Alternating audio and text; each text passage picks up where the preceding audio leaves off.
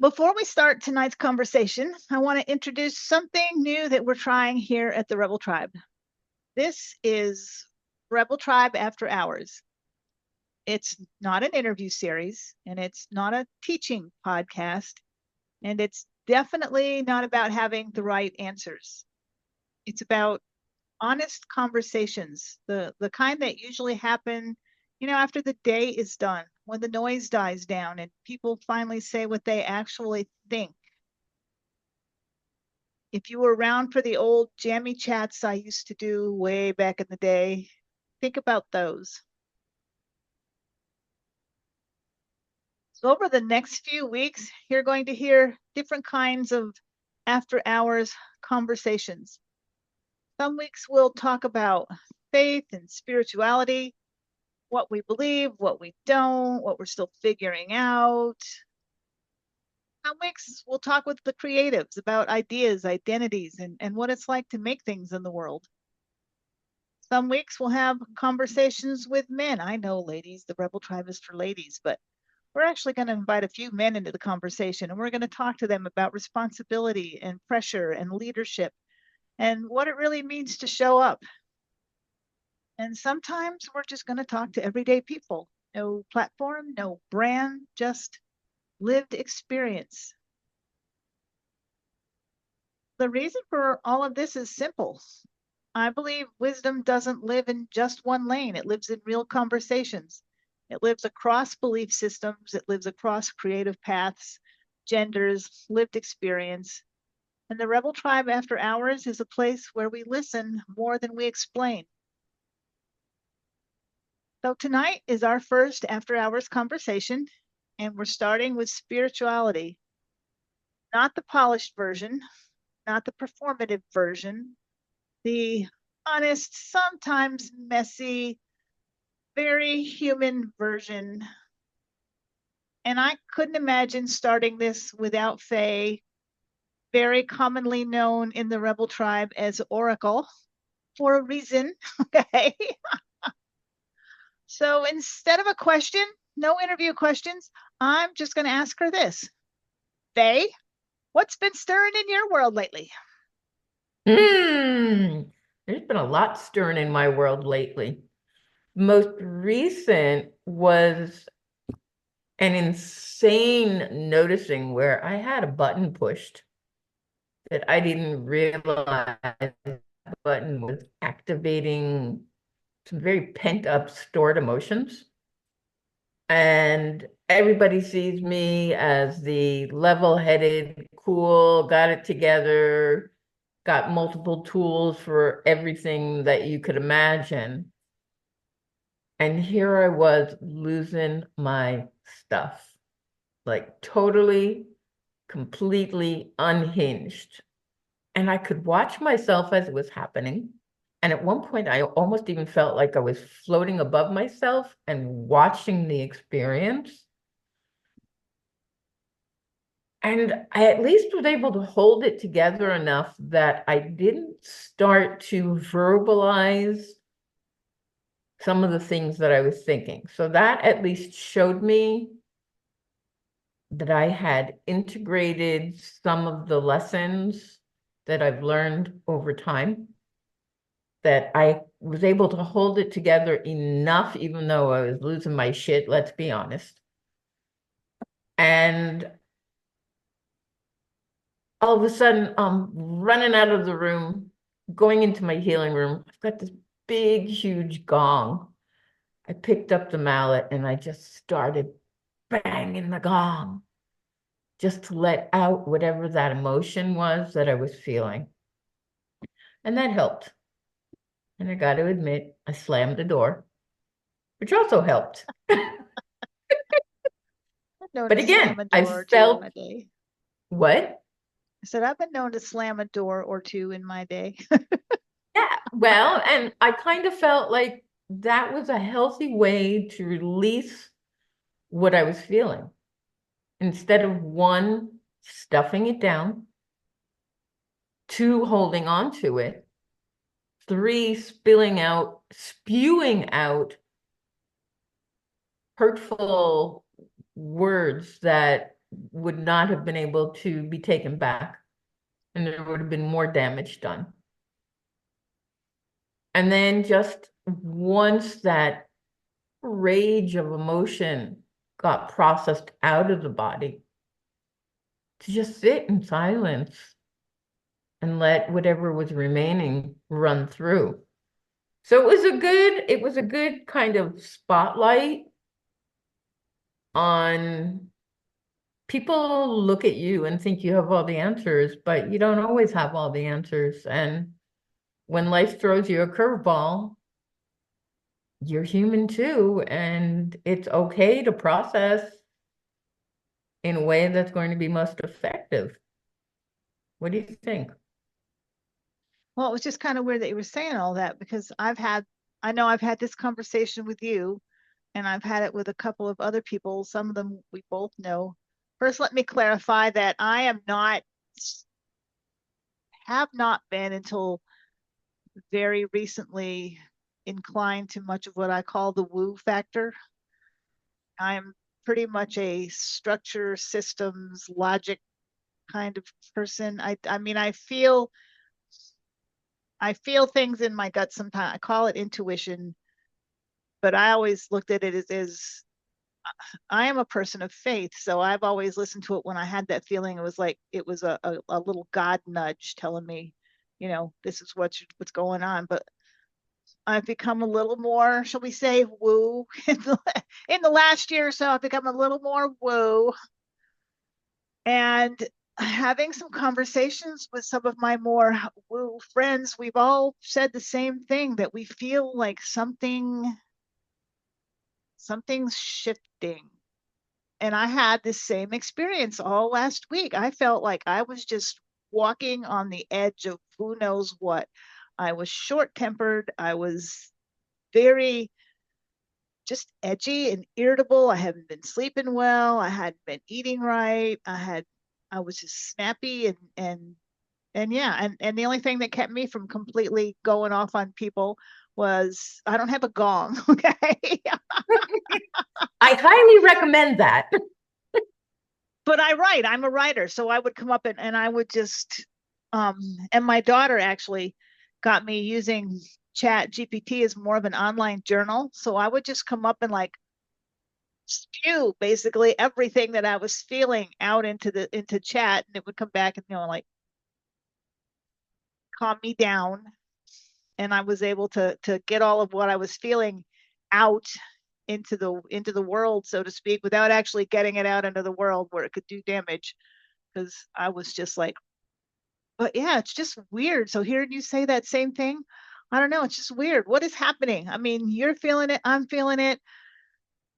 And like I said, I've talked to other people out there that are a little bit on the woo side, and they're feeling it. They're all saying the same thing. Something is Yeah, shifting. we're Even my husband said it the other definitely. day that we're standing on the edge of something, and he's about as not woo as you can get. Okay. No, we're definitely on the edge of something. I mean, there's been a lot of solar flares, geomagnetic storms, the state of the world as it is. So energetically, whether you subscribe to any of it or none of it, energetically, since we're all transmitters anyway, we're picking up on this stuff. We may not realize it and we may not understand it, but it definitely is affecting. Just the same, like when there's a full moon, right? There's a higher incidence of people going into labor because the moon controls the fluid in our bodies. We're 80, 90% water, right? So if the moon affects high tide, low tide, it's going to affect the fluid in our bodies. It also affects our emotions.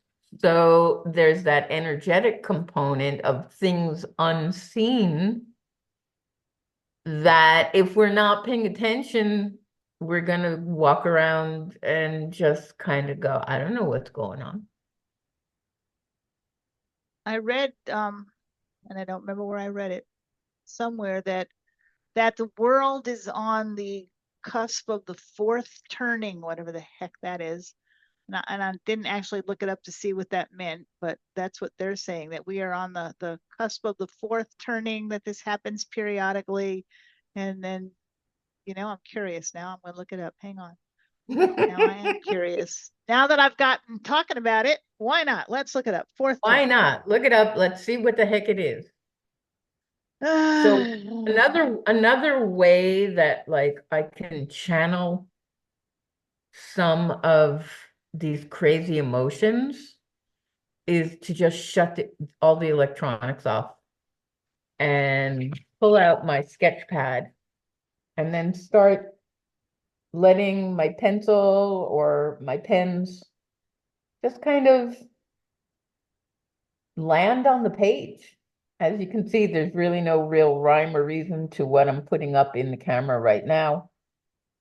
But doing things like this, it allows, it's a moving meditation because as you're focused on what's showing up on the page, you stop thinking about the same conversation that's been running around in your head.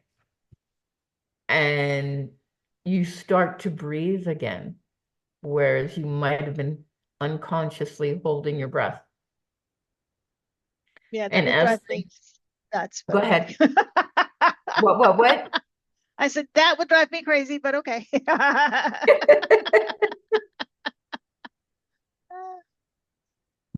Yeah, got but it. what is it? Okay, so this is why I read it. So I subscribe to Mike Dillard's newsletter, Mm. of magnetic sponsoring fame. Because back in the day of network marketing, when I was big into network marketing, magnetic sponsoring was the thing, and it worked. So so I've been following him ever since. And he says the fourth turning is a theory developed by historians William Strauss and Neil Howe that describes how history moves in predictable cycles, each lasting about the length of a long human life, 80 to 100 years. Each cycle consists of 4 distinct phases or turnings, each lasting roughly 20 to 25 years.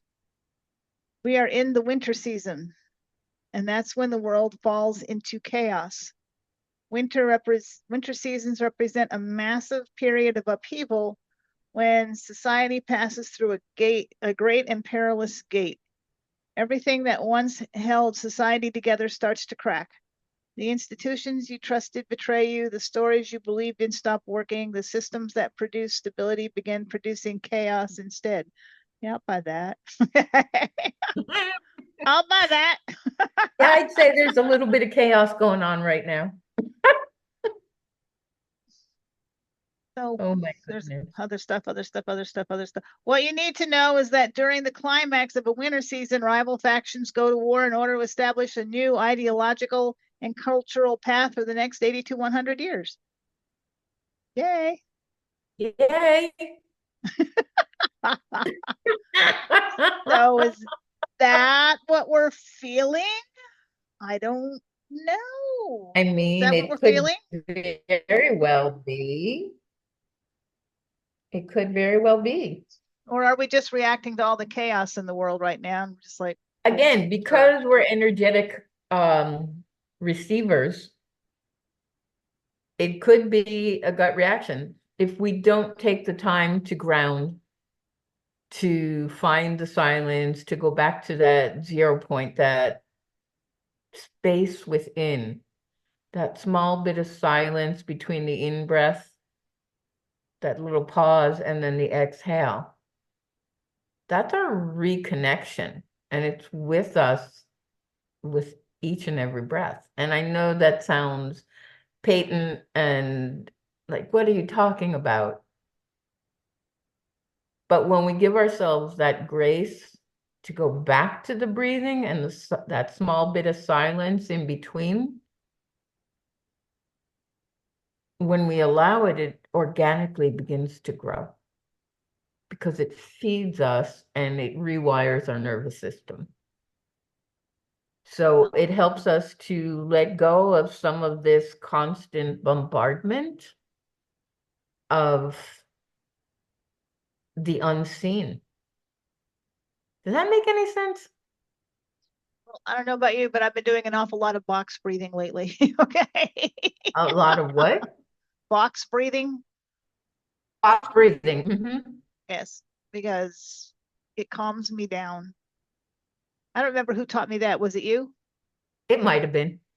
Somebody taught me box breathing and it works. It's very calming. Well, for anybody who doesn't know what it is, it's you inhale to the count of 4, hold to the count of 4, exhale for 4, and then hold again. And at each juncture, there's a natural pause built in. You use that pause to transition to the next phase of the cycle of the breathing. So if you can picture it in your mind, it's inhale, hold, exhale, hold. So it actually comes like a box. If you can picture the box, it may help you go through all of the cycles. It's very calming when you're about ready to rip somebody's head off. If you go retire to your office and sit in your little chair and go through a couple of cycles of box breathing, it helps. Indeed, it does. Indeed, it does. And where is the one that there was one of the drawings that I did, just trying to remember which one it was. Well, the other thing about putting pencil or pen to paper is you often get insights, intuitive insights, because you're becoming still. This one, after I was done, it came through and I was told it's called native. So whether that's Native American or native to your environment, I don't know, take it for whatever it means.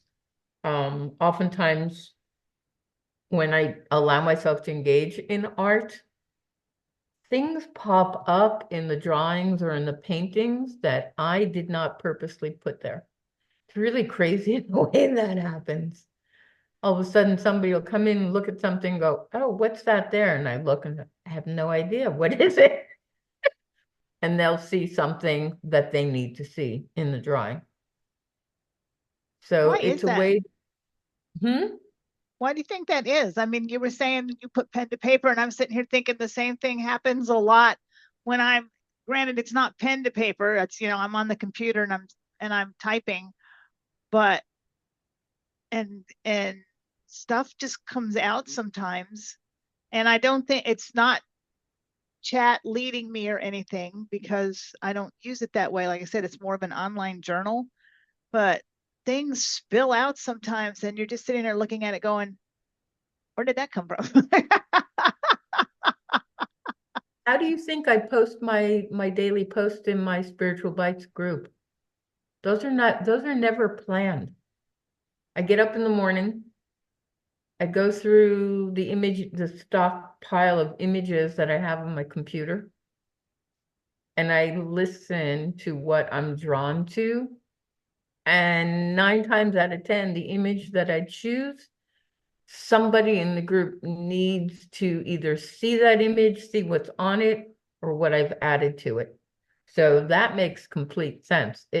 It's coming from your higher self on some level. Could be a spirit guide, could be a forefather, could be a healer that's not in the physical, whatever you're comfortable associating with. But it's crazy the way that just simply flows through the fingers onto the keyboard, isn't it? I know, as I said, I will look at it sometimes because every time I do that, chat will come out with something like, and let me reflect that back to you because that's truth right there. And I'm like, well, okay, yeah, probably, but where did it come from? Okay.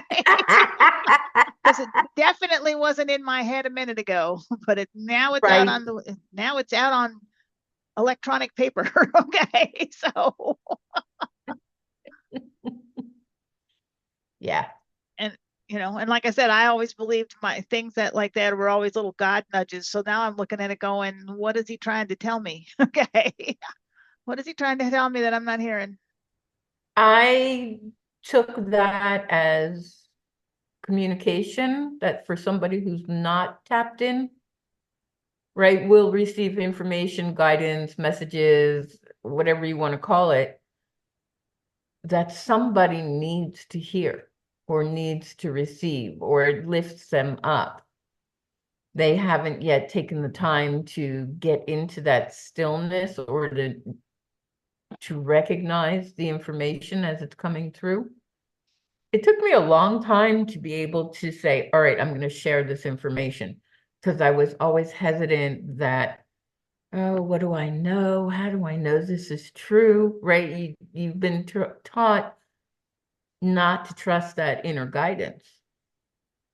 But when you give out the information as you receive it, obviously tempering it, if you get information that says, oh, this person's going to die today, you're not going to say, guess what? You're going to die today.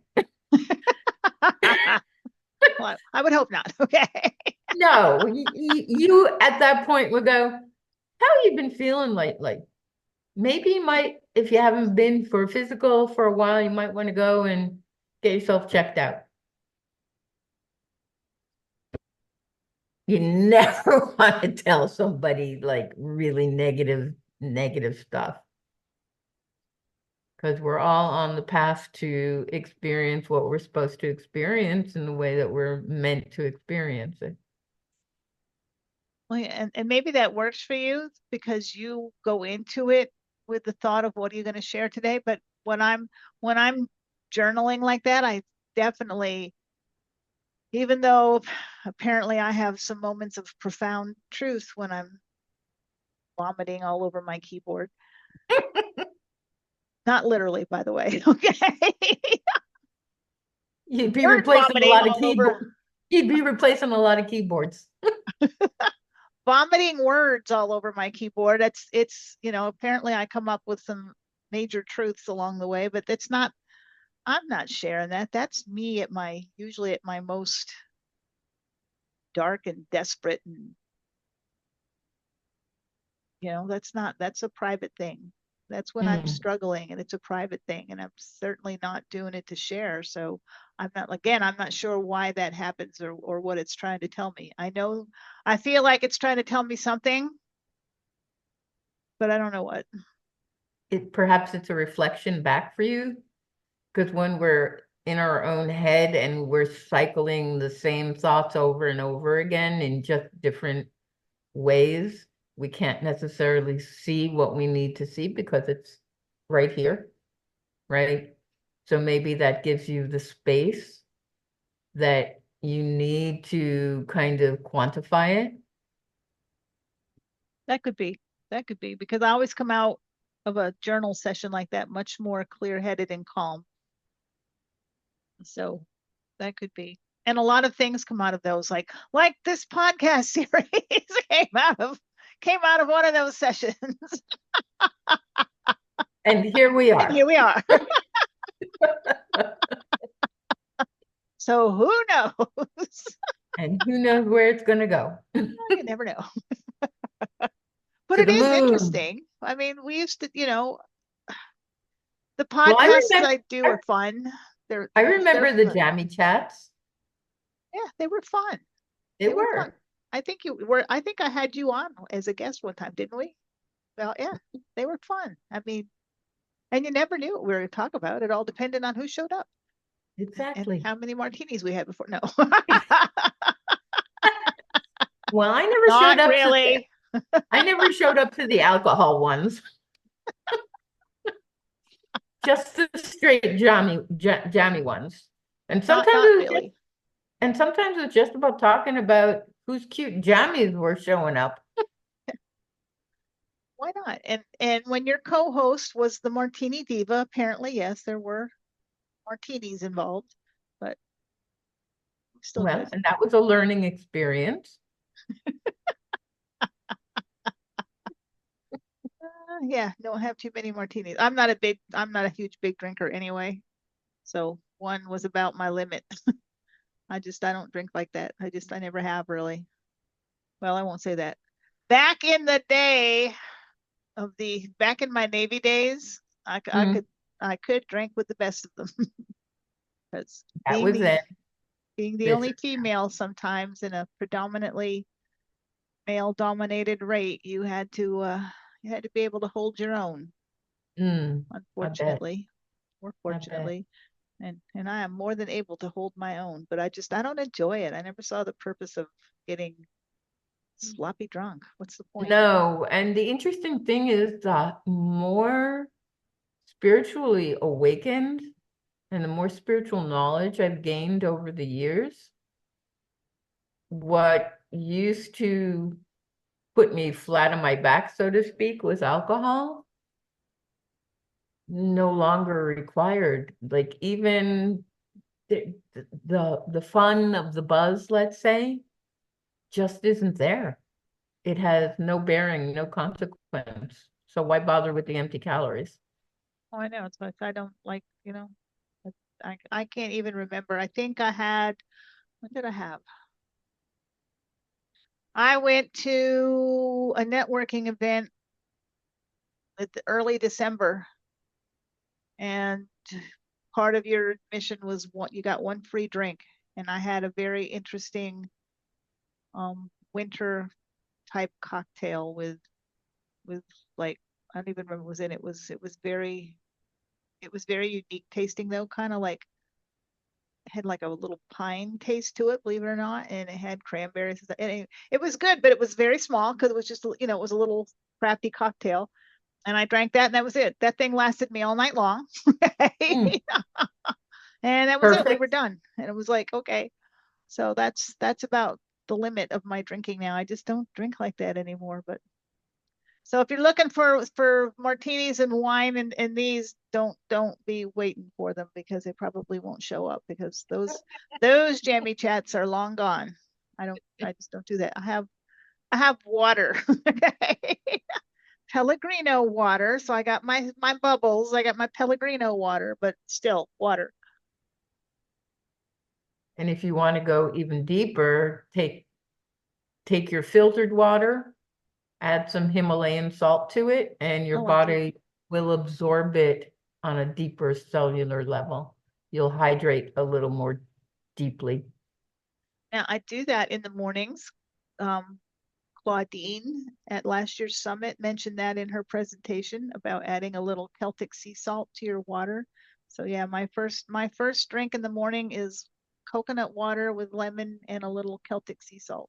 That is like Mm. the first thing I grab in the morning, even before coffee, if you can believe it. Yay, that's the best way to do it. I actually have salt in my water all day just to make sure I don't underdose, so to speak. And Probably. the interesting thing is since I've been adding more salt to my water, I've been noticing improvement in my vision. Oh, Yeah, kind of cool. And then the other thing that I just started doing, mm, I want to say late last week, I take whole cloves, throw them in a liter, a quart of water, about four of them, five of them, let it sit overnight. So it's a cold brew kind of clove tea. mm-hmm. Drink about 4 to 8 ounces of that first thing in the morning on an empty stomach. And I noticed this morning that the floaters in my eyes are disappearing. Hmm. You know how you get those like little spotty things running through your eyes Oh yeah, I occasionally? have a bad. I have a bad. Those have been going away. So clove tea, huh? Well, clove water. Clove water. Okay. I just take the water, throw the cloves in, let it sit overnight, and then drink some of the water in the morning. Not a big fan of cloves, but to get rid of floaters, I might. I mean, start with only two cloves in your water if you're not a fan. You're still gonna, it's also an anti-parasitic. So if you have any parasites, it'll help get rid of the parasites because we all have them. We're just not aware of it. So what the heck? If it'll get rid of the floaters, because those are really annoying. Mm-hmm. Because I was playing with it this morning and I'm going, oh, look, there's not so many anymore. The I'm only game. the only other time I was able to eliminate the floaters was when I was doing raw vegan and my body got so cleaned out. It's just I couldn't continue the raw vegan. It was too much for my system. Um, I ended up going more vegetarian. During the summer, I'll do more raw vegan, but you have to find what works for your body. But that was the only other time the floaters went away. Yeah, I So didn't know you could do anything with them because when I went to my ophthalmologist, because they were so bad and so sudden that I thought something was wrong because my vision is bad anyway. So we're constantly on the alert for a detached retina or something. And that's what I thought. That was my immediate first thought was great. And I went to him and he's like, no, they're just floaters and it's part of the aging process. There's nothing you can do. Great. no, Wonderful. it's part of the environment and what we're eating. So myth dispelled. The Oracle has spoken. Well, Oracle has never steered me wrong yet, so that's why the name's stuck because she's always been right so far. Well, I take credit for moving your woo needle more to the woo. You and yeah, like who you? Um, there's been a couple, and I can't even think of their names now. They've both been on my podcast, a couple of them, and yeah, both of you. Oh, I can't think of her name. Lana DeVroe. Yeah, Lana DeVroe. She was on my podcast, and she asked if she does energy work, and she asked if she could do, like something, because I told her I hadn't been sleeping well and I'd been having headaches, blah blah blah. And she's like, "Can I work with you?" And I was like, "You're in California and I'm here. How does this work?" She says, "No, we can do it through the." And I was like, "Okay, fine." I don't believe you for a minute, okay? Because you're over there and I'm over here, okay? But knock yourself out. I will more than happily take this opportunity to debunk you on my podcast. Let's do this. And so she did this thing and she asked me, I don't even think she asked me anything. She just like, she did whatever it does to do her little thing. And then she comes out and she goes, and she gave me a date. And she says, "Does that date mean anything to you?" Well, it was the date of my divorce from my first husband. I mean, she had the date, and I've never told her that I was even divorced. So she gave me that date, and I was like, "Yes." And she goes, "I'm sensing that you still have a lot of un how'd she put it? Unre Unreleased Unresolved grief. yeah, unforgiveness. No, unforgiveness." Ooh.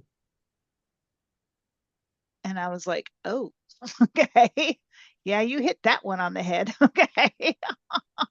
Not so much for me, because I was quite content with him to be gone, but I have never forgiven him for the other things that he did Mm-hmm. that, with my daughter and stuff. So I say that I have, and until she brought that up, I was like, I have to acknowledge that I haven't. There is still a lot of resentment there over the way he treated my kids.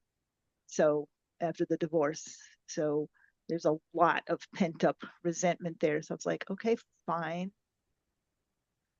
got that one right. And then she goes,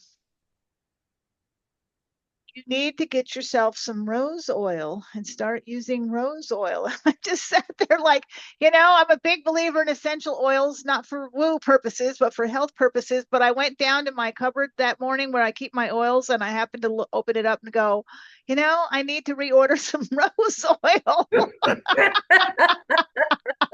I was like, okay, fine.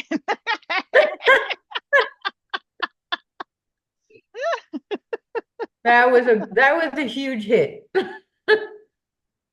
I was like, okay, you win. It was just funny. I was like, that's when I finally just conceded. It's like, yeah, okay, maybe there's more here than I realize. I don't know. But boy, I tell you what, she nailed it. So yeah, you and Lana, boy, and then you with your what if you talk EFT? Uh-huh. Okay, and I'm like, how does this help me? But it does. Okay, but it does. Again, it's releasing the emotions that are stuck in your tissues. Everything that's been stuffed down, tapping on those meridian points helps release what's stuck. It allows the stuff that's buried to come up and go out. All I know is, like I said, I have slowly shifted from here on the woo scale to maybe about Yeah, here now. I would agree you're about there.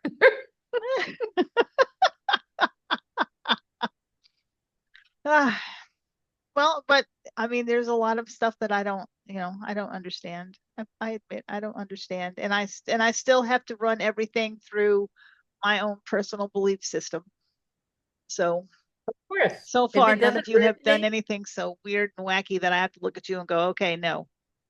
So if it doesn't resonate, you're not going to subscribe to it on any level. Your unconscious is going to not allow it, right? Because your unconscious is always there to protect you. So if it's something that's completely against who you are or who you choose to be, it could be the next thing since sliced bread. But if it doesn't resonate, you're gonna go, nope. and I do believe that we're all given gifts that we're supposed to use in the world. I'm still trying to figure out what mine is yet. I keep asking. I don't get told. But You have to get I busy believe that quiet. I do believe that possibly some of you were given these gifts to help others, that it's quite possible you were given this ability. God gave you these gifts and these abilities so that you could help others, because she's right. I have held that in my heart for how long have Daryl and I been married? So 40 over 40 years, because I've been with Daryl for 40 years. And so prior to meeting Daryl and remarrying, so I have held this in my heart for a while, anger and the resentment. And that's a long time. And I always thought I was good. It's like I forgave him. No, I didn't. And who knows what that squashed down resentment had been doing all these years to, who knows? So, I mean, she nailed it. And if it weren't for her, I would still be carrying that around. Hmm. So, you know, Yay for the woo. yeah. Well, I mean, it's like you with the sleep. I was not every once in a while when I get really wound up, I still have times where I struggle to sleep, but man, it used to be before you helped me sleep, if I got a good 4 or 5 hours of sleep a night, that was a good night. I got like 5 hours of sleep. I'm good. I'm ready to go. Okay. And now it's like, I don't get 8 still. I still can't get 8, but I get a good 6 something, 7 hours. And for me, that's like, holy crap. Okay. I got like 6.5 hours of sleep last night. That's amazing. So But if it weren't for you, I wouldn't be there. So, I believe he puts the people in our path that we need. He shoved you in my path so you could cure my insomnia with your hypnosis that, because I can't be hypnotized. That was the best thing, watching you put yourself into a trance and catching yourself before you went all the way under. That was like the highlight. I can't be hypnotized. I can't be hypnotized. Wait a minute.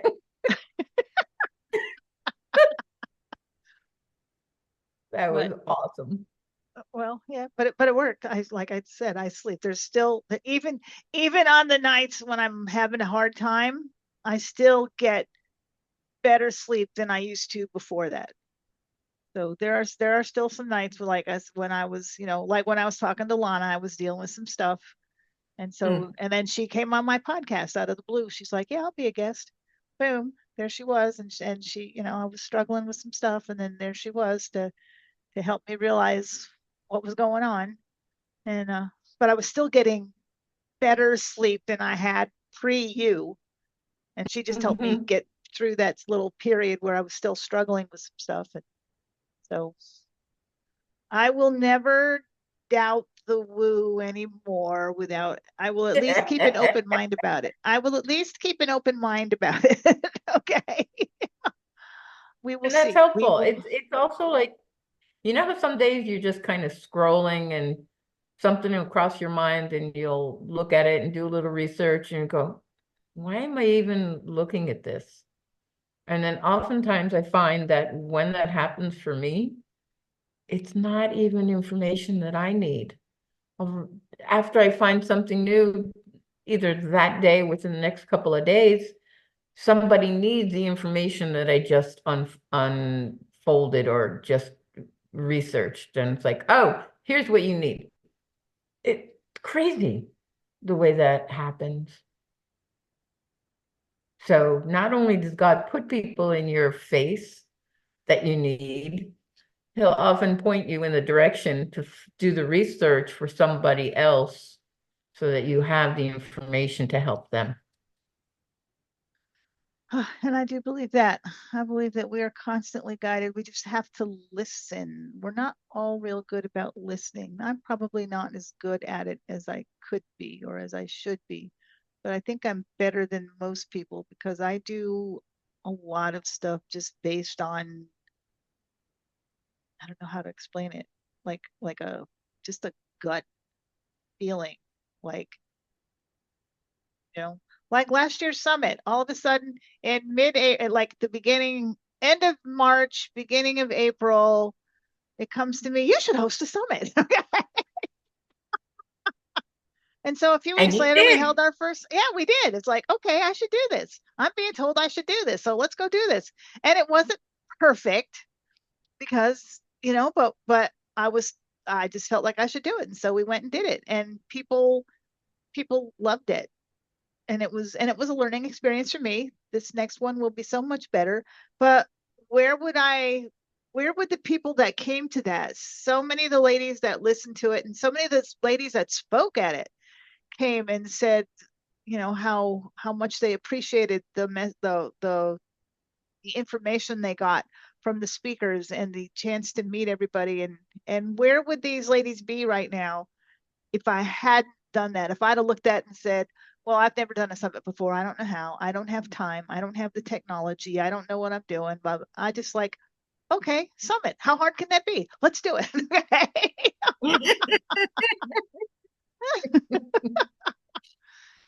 So I honestly believe that when you get that feeling in your gut that you're supposed to be doing something, go do it. Because yeah, you're supposed to go do that. When you get that feeling deep in your heart that you're supposed to be doing something, listen to it and go do it. Because once I decided to do it, it was like I figured I would maybe have myself and a couple other speakers, maybe. I had women knocking on my door. I had to expand it to get everybody that invited themselves to be speakers. Okay. Because it did start out to be 5 days and all day long. It was only supposed to be like a day or two and just a couple hours, but it started out being 5 days and it pretty much went all day long. because women can and good speakers, like well-known speakers like Joey and Sally, not just run-of-the-mill people coming in off the street, but actual well-known, qualified, professional speakers knocking on my door going, hey, can we be part of this? Well, yeah. I don't know where I'm going to fit you, but sure. Let's just add another day. And in So spite of it all, it got done.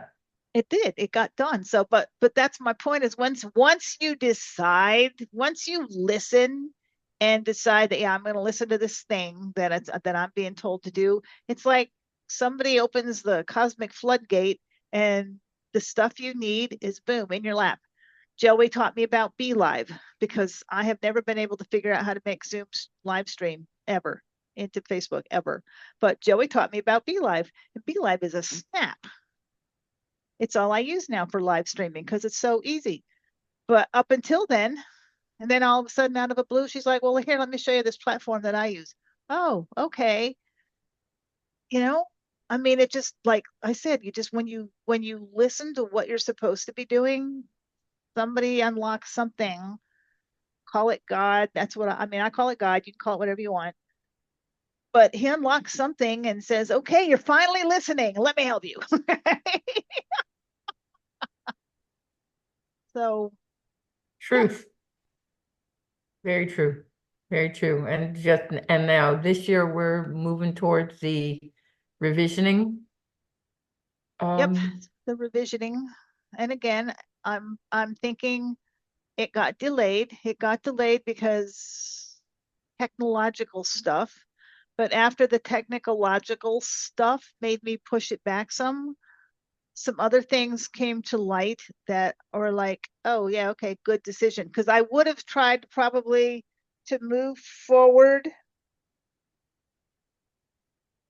without it, with in spite of what else I knew going on, I probably would have tried to move forward anyway because I'd already put it out there. And it's like, okay, we're doing this regardless. We'll just make it work.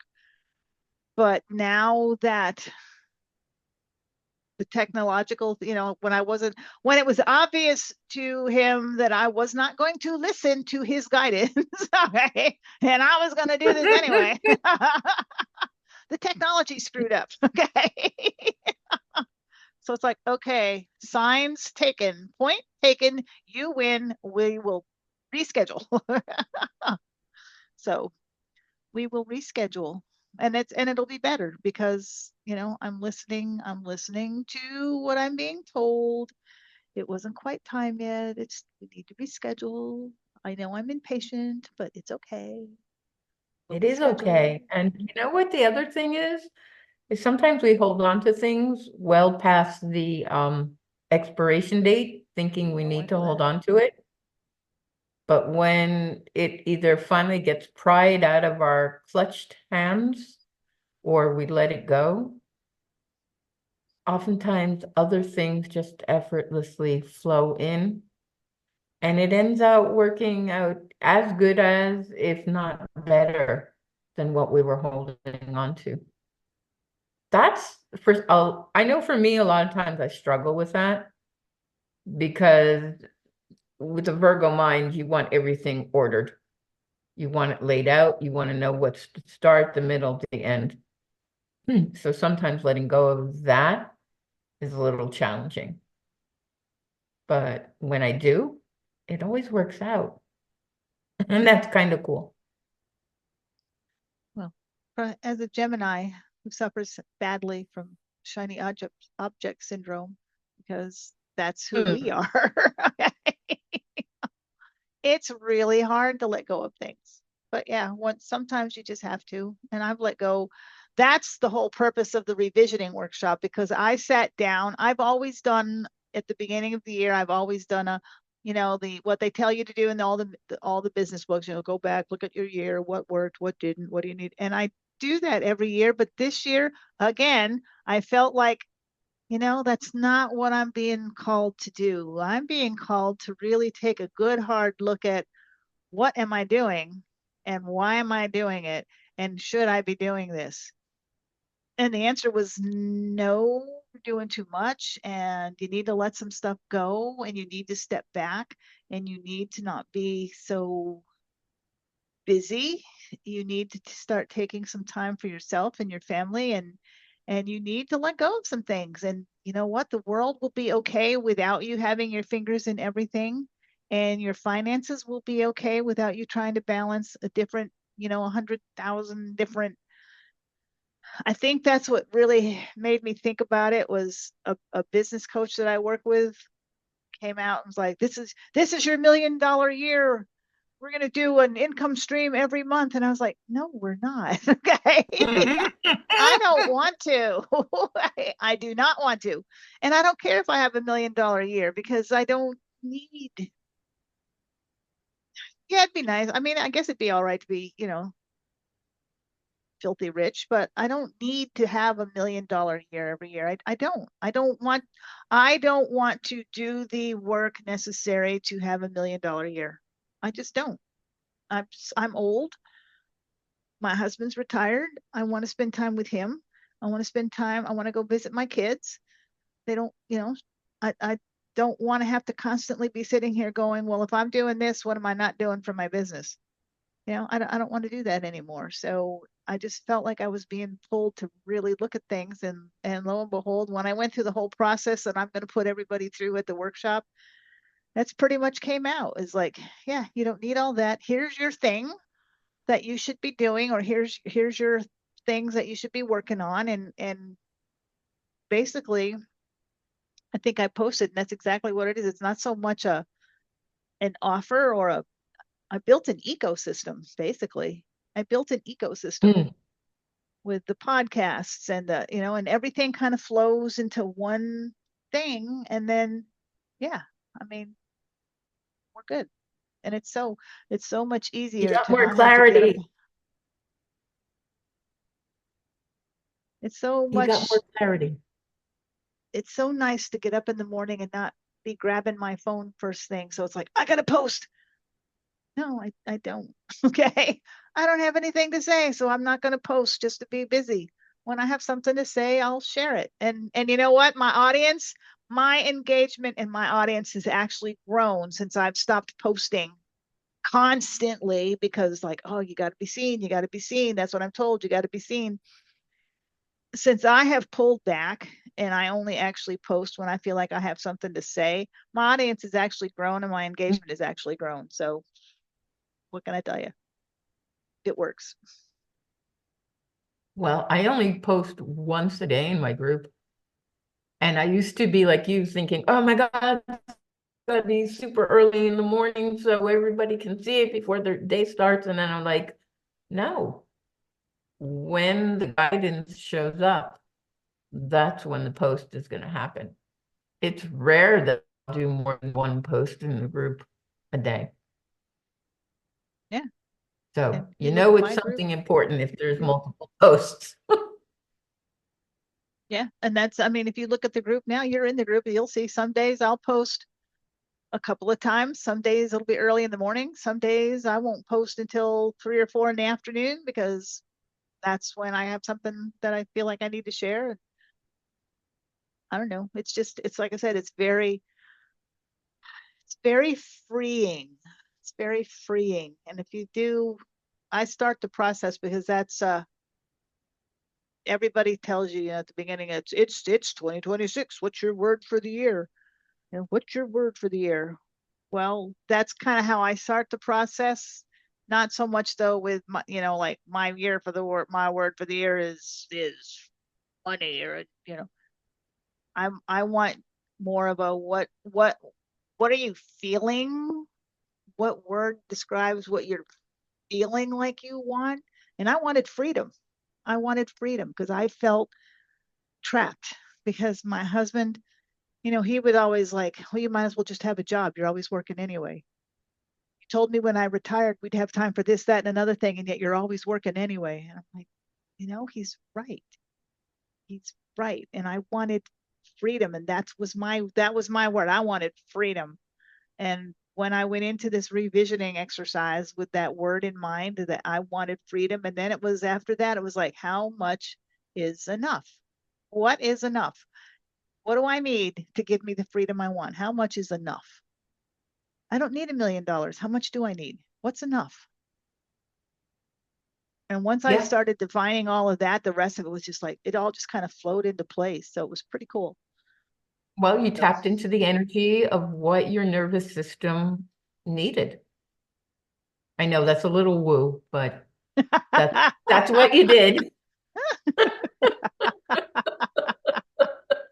and that's what we're going to be doing with all of you on the revisioning workshop. It hasn't been canceled. It's just been postponed, but it's coming and we'll be doing that. Faye is going to help you with some woo stuff. Okay. I'm going to help you with this whole process. We have a couple other coaches that are coming that are going to help you with some stuff.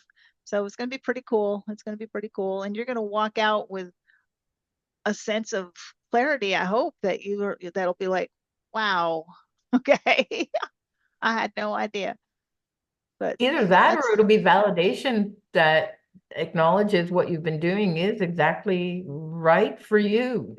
It's that unconscious knowing and then getting the outside validation and going, oh heck, I had this right all along. I just needed somebody to point it out to me. Again, when it's too close to your nose, you can't see it.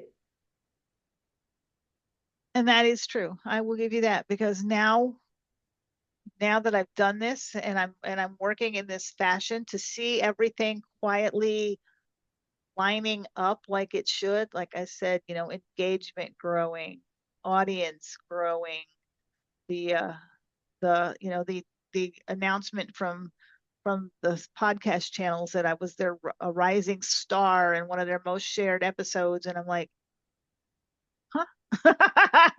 But that was so cool. Are you sure about that? Do you want to look again? I mean, all it just, all the validation that comes from, well, yeah, this actually is working.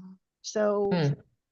it's pretty cool. So yeah, to have that validation come in really helps when you're not sure you're on the right path, to have that external validation that says, yes, you are. It's pretty awesome. So What did chat say? You become magnetizing, that your energy is drawing those that need what you're sharing to you without any effort. So you are becoming magnetic. yeah, I love how it gives us name Oracle. It named you. You're the it's yeah. Chat's the one that named you Oracle. But I love how it gives us what did it call me? Have to look at it. Sage fire. It calls me sage fire. I'm not sure where that came from, but sage fire. I like it. I like it. I like it. I don't know what it is exactly. At least Oracle is something. I mean, you know what an Oracle is. What the heck is sage fire? Something that burns bright, true, and sure. I'll take that. And But there's the emotional alchemy. yes, Oracle is the emotional alchemist. In case you didn't know, she's also the emotional alchemist. It gave you that name too, didn't it? It did. Or no, it didn't give me that name. It didn't give me that name. I had input some information and it was part of a suggestion for promoting what I do. Uh-huh. And I just cut it out from that and go, yes, I create emotional alchemy. I am an unconventional coach that uses emotional alchemy to help people find their true center. And that just, because all the years, they say, oh, you have to niche, you have to this, you have to, it didn't feel right. But unconventional coach using emotional alchemy, ooh, baby, that hit that sweet spot. Yeah. Once you find your thing, I mean, I don't think I've ever really talked about it much. I probably will because right now I'm working on putting together my kind of keynote speech for the year because I've got some actual speaking engagements coming up. So I'm kind of like, things have changed so much for me lately that I feel like I really need to rewrite the keynote. And so, Mm. but talking, that's part of the whole story is how I started out in network marketing because I really thought like that was all there was out there. I needed to make money. I needed to have some income, um, because I really needed to not be able to have to work if I couldn't have to, if I didn't have to. I had my dad living with me. He had Alzheimer's, and I live out in the middle of nowhere. He didn't want to go into a home. I promised him I would never put him in one. With good reason, I did put him in one for a weekend because I had no choice. I was working and I had to go away. So it was like just a visit to see how it would work. And I no long sooner put him in there and made the hour and a half drive to where I was going and called back to see how he was doing, and they'd already lost him. They'd let him walk out. He walked out of the facility and was gone. And I was like, are you kidding me? So I went zooming back. I was furious. But that right there was like, yeah, you're right. You're not going into a home. Because that is not the first time that that's happened with, not with him, but with other. You read about that all the time where they walk Mm. out, So I was like, yep, nope, that's not happening.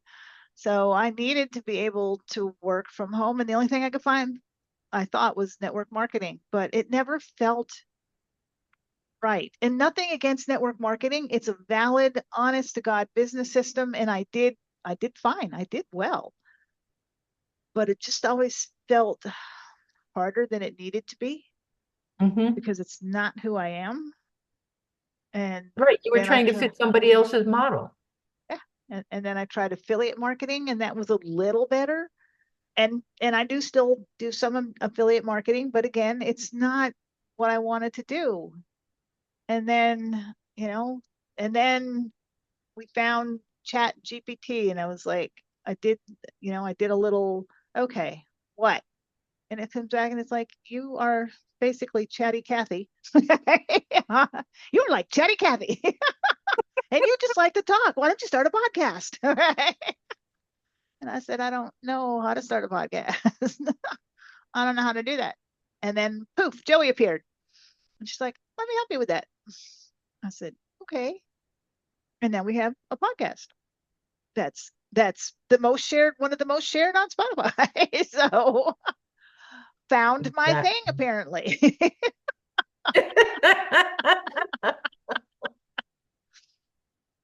Ugh, I love it. So I love it when you find your thing. You found yours, I found mine, and now we're going to help a bunch of people find theirs. Hopefully, that's our plan. That's the Yes. plan. We're going to help you find your thing. Huh. Boy, did we And get your off thing track doesn't here or what? We did, and your thing doesn't have to be just the one thing. It can start here, but it can expand out into something else. Like you said, you never saw yourself doing a podcast, You or but writing a here book. we are. Yep, or writing a book. Now I've got three, working on four. There you go.